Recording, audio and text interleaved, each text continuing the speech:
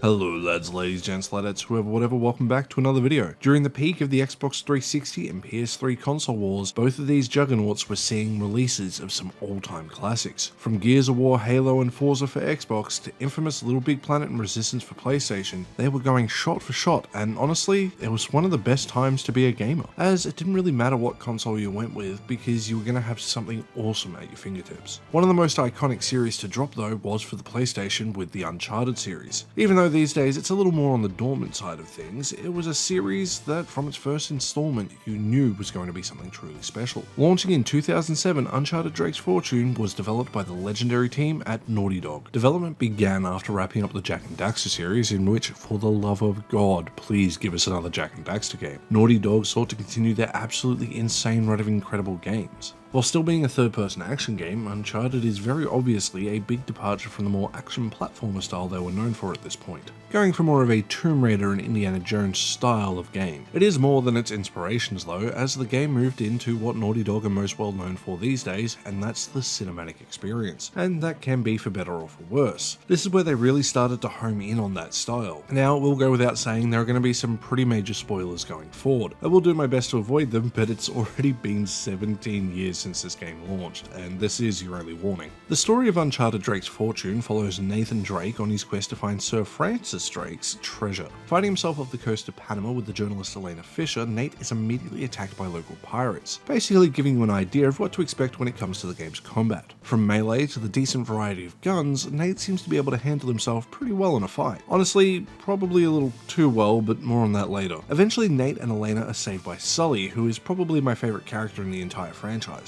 Like Nate, he's a wisecracking smartass, but with a little bit more of the James Bond-esque suaveness to him. Whereas Nate clearly has a bit more of that boyish charm of Indiana Jones, showing this game is not afraid to wear his inspiration on its sleeve. As Nate and the crew continue to figure out the location of the hidden treasure, you are slowly shown that things aren't really as they seem. Nate, Elena, and Sully aren't alone on this journey to find the treasure though, as they're racing against Gabriel Roman, who is hunting them down for a debt that Sully owes, believing this treasure will settle things. Eventually, everyone ends up running into the remnants of the Germans who had gone looking for the treasure in World War II, leading into the common belief that Nazis believed in the supernatural, which, as I said in my Wolfenstein video from last year, it's most likely a myth. They were known to seek it out, however, this was done in order to argue against scientific and political dissenters of the time, since back then people were just more superstitious than today. What makes this work really well with Uncharted is the fact that we don't know at this point if things are going to go down the supernatural route, or if they're going to go down the road of some insane, crazy secret society. Either way, I'm along for the ride because I think it's cool. This leads to one of the biggest highlights of the game for me, and that is the bunker. Here we meet what can be best described as mutants. They're pretty much just out to kill you. The game itself really starts to ramp up at this point as well, with the action kicking into overdrive, as you'll start to unravel the cause of these mutants as Nate and the crew get even closer to the treasure. Now, I won't spoil the ending here because I think it is a game you should experience for yourself, and if you've played the game before, you should know that I have skipped huge chunks of the story because I only wanted to give you the bare minimum you needed to know where the story is going. Because honestly, the story itself asks a really cool question as to what is happening. Is it supernatural or is it science fiction changing reality? Again, to go back to what I said about earlier, this game really wears its inspirations on its sleeves, and I feel like it's a really interesting interpretation of the end of Raiders of the Lost Ark. So does the gameplay match this epic tale? I will say yes with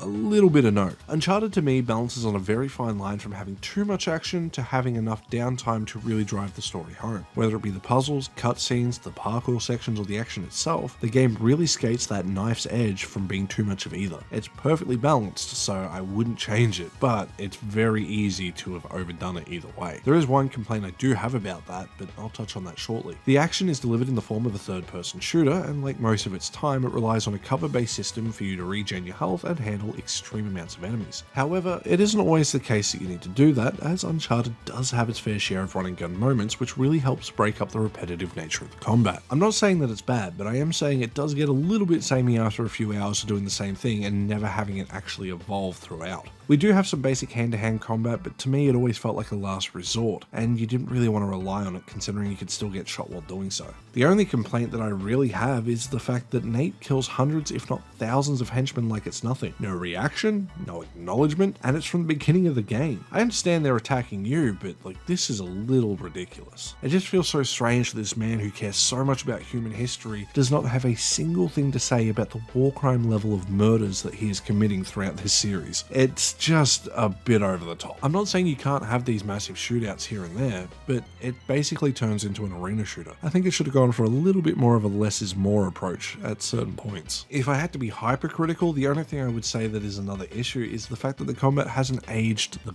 greatest, and that's mainly just because it's the first game in the series. It's a functional system, but it's something that they definitely improved upon by the time you got to the second. Beyond the combat, as mentioned, we get puzzles and parkour sections that typically go hand in hand. Occasionally they will be separate, but I think they really shine when they're paired up, mainly because, if I'm being honest, the parkour itself is pretty basic. It's functional most of the time, but you can tell it's still the early day of games trying to use this style of movement and platforming. I say that because even though it works, Nate will seemingly get a little stuck from time to time. Thankfully, within the next few years, I would say this system was pretty much perfected by every game that wanted to use it. Most of the time, the puzzles themselves are pretty easy to figure out, but don't take that as they're boring. I actually find them to be incredibly enjoyable because typically every puzzle was used to drive home some form of lore or call back to things we learned about different characters earlier in the game. They also make use of Nate's notebook, which makes the puzzles incredibly engaging and everyone's favorite term, immersive. It makes you want to interact with the world just to figure everything out. It makes it feel like you are the explorer. You are really becoming Nathan Drake. Speaking of an immersive world, Uncharted's visuals honestly help drive this home because it's still very pretty to this day. It has super vibrant colors and the environments are immaculate. It really shows what the PS3 was capable of, especially in the earlier days. Sure, by today's standards, it's a little bit dated with some of the more flat textures,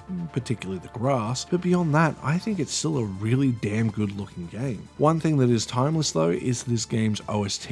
Composed by Greg Edmondson, there is absolutely nothing I can consider a minor blemish on this entire soundtrack. From pulse-raising action to atmospheric brilliance, there isn't a single wasted second when it comes to this game's music, and it's all done to serve the game to absolute perfection. The music is never the focus, but it drives home everything that you are seeing on your screen. If you have still yet to play any Uncharted game, please do. I know the first game has some issues and it does feel a little dated, but it's got a charm like no other. And the characters, they are unforgettable. The story is worth experiencing alone, even if it's not some 10 out of 10 heartstring pulling tragedy like some of the later works from Naughty Dog like The Last of Us. But it is one of the best action movie style experiences you could ever ask for in any game. My only hope is that one day the original trilogy comes to PC, because I would love for more and more people to get their hands on this incredible series.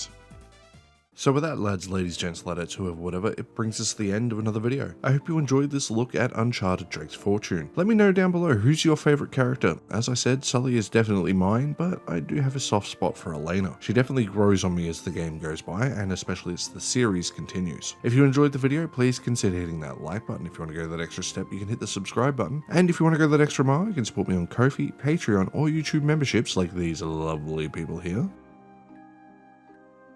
And with that, I'll see you guys in the next one. Stay safe out there. Bye.